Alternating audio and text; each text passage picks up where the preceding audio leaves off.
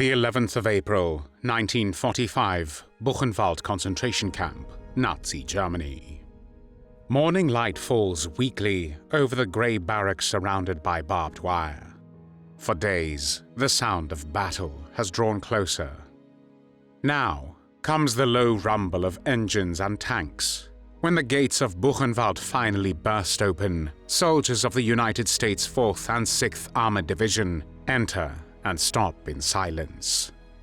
Before them lies a landscape of horror.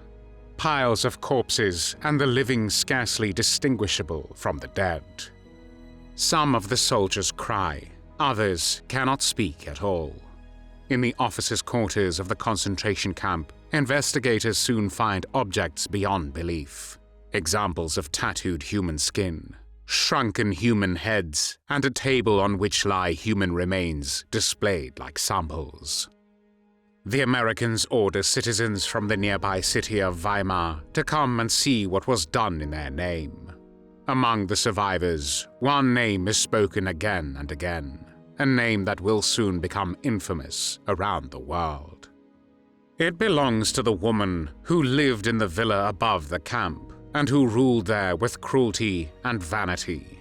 She is known as the Bitch of Buchenwald, but her real name is Ilse Koch. Ilse Koch was born as Margarete Ilse Köhler on the 22nd of September 1906 in Dresden, then part of the German Empire. Her father, Max Köhler, was a master craftsman, and her mother Anna took care of the household. Ilse had 2 siblings, and their upbringing was strict and orderly.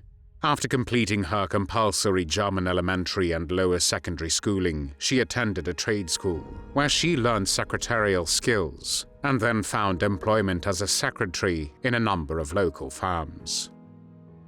As a young woman in the 1920s, Ilse lived through the chaos of the Weimar Republic, in the time of hyperinflation, unemployment, and street battles between political factions of extreme right and left. To most of her generation, the promises of strong leadership and national rebirth offered by the rising Nazi party seemed to answer the despair of those years. In April 1932, Ilse joined the Nazi Party, receiving a party number 1,130,836. At that time, she was 25, ambitious and drawn to the energy and spectacle of Nazism. Less than a year later, in January 1933, Adolf Hitler came into power.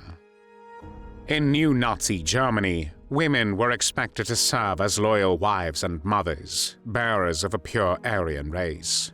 Yet, for Ilse, politics was also a path to power.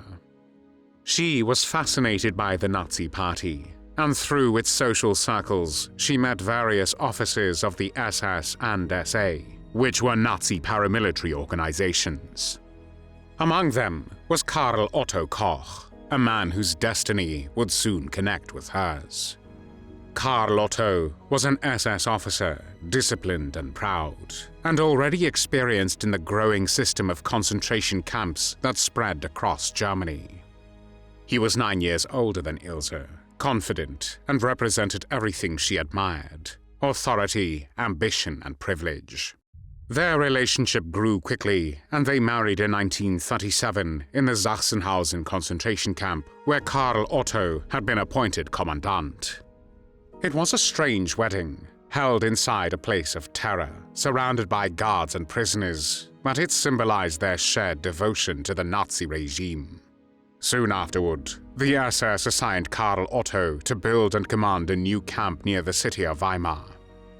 The place was called Buchenwald, and in the summer of 1937, the couple moved into a large villa built for them on a hill overlooking the camp.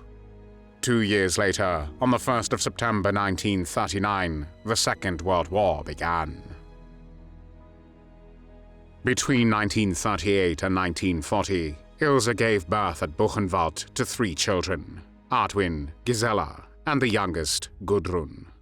However, Gudrun died of pneumonia in February 1941 at the age of 4 months.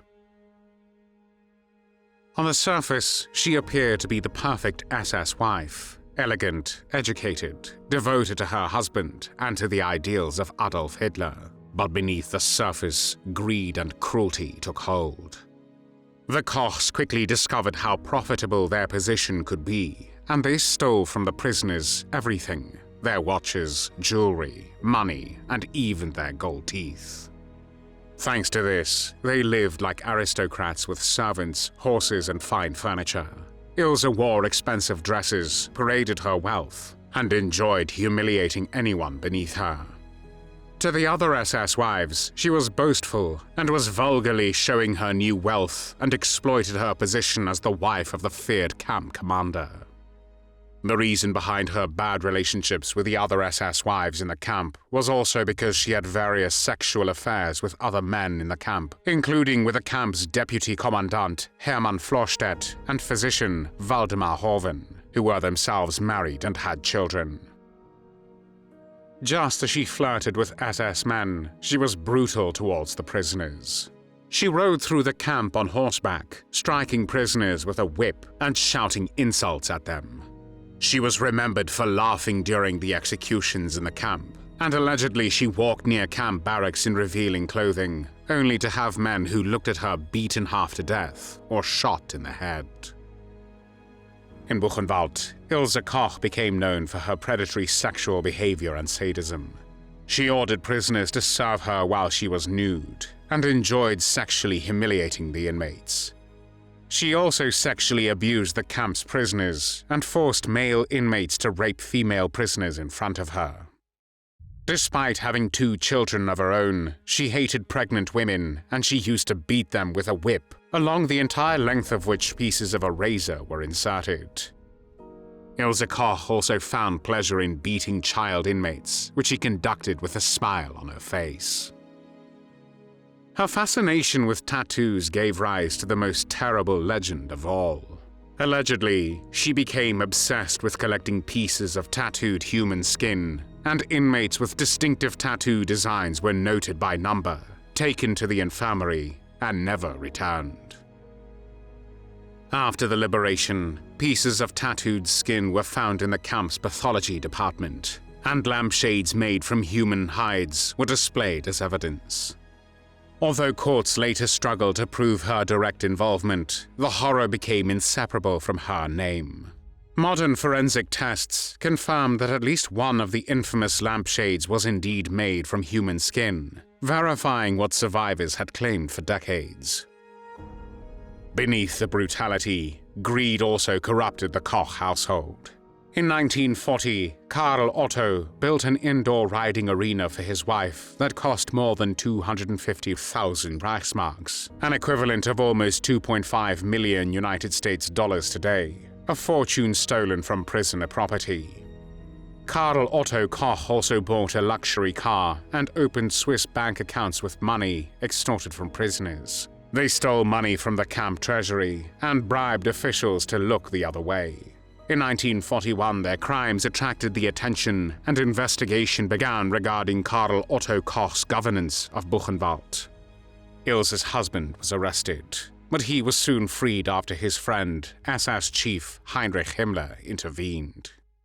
Koch was nonetheless relieved of his duties at Buchenwald and sent instead to command Majdanek concentration and extermination camp in German-occupied Poland. Ilse Koch continued to live in the SS settlement at Buchenwald in Karl Otto's absence. However, on the 24th of August 1943, both Karl Otto and Ilse were arrested following a renewed SS investigation. The case was assigned to SS Judge Georg Konrad Morgen, who found evidence of theft, corruption, and murder. In the eyes of the SS, the crime was not the death of the prisoners itself, but the fact that Koch had ordered it without authorization and killed prisoners who treated him for syphilis, fearing they might expose him. The trial that followed was extraordinary, as the SS was judging its own.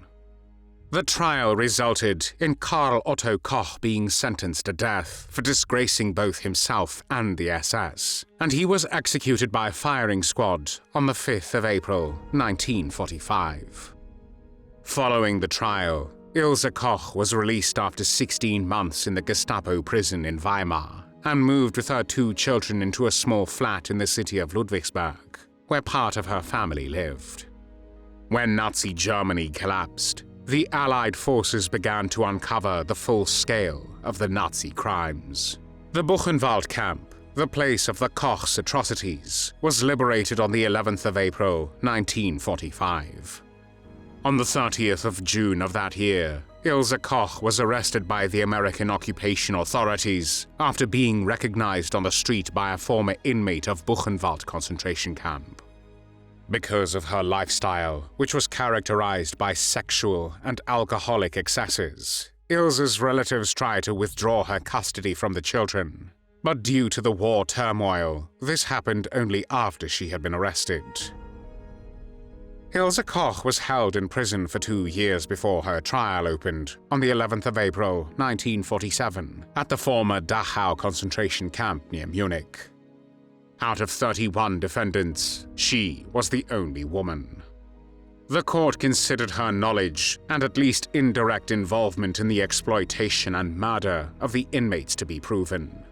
William Denson, the chief prosecutor during the trial, said that she was nothing less than a sadistic pervert of monumental proportions unmatched in history.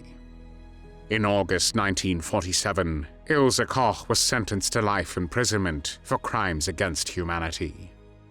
Koch was in an advanced stage of pregnancy at the time, which is said to have saved her from the death penalty imposed on 22 of her 30 co-defendants. A year later, in December 1948, General Lucius D. Clay, military governor of the U.S. occupation zone of Germany, commuted her sentence to 4 years because of insufficient evidence. The decision caused outrage in the United States, and under public pressure, the case was handed to the German courts. The hearing of the second trial opened on the 27th of November 1950 and lasted 7 weeks, during which 250 witnesses were heard, including 50 for the defense. Koch collapsed and had to be carried from court in late December 1950 and again in January 1951. The defense of Ilse Koch tried another approach, and they claimed that she was merely the wife of a commandant who had no authority in the camp. But the court was not persuaded. On the 15th of January 1951, in a 111-page verdict, Ilse Koch was sentenced to life imprisonment, the only woman in West Germany to receive such a sentence for Nazi crimes. She was not present in the courtroom when the judgment was announced. She was transferred to the women's prison in Aichach in Bavaria.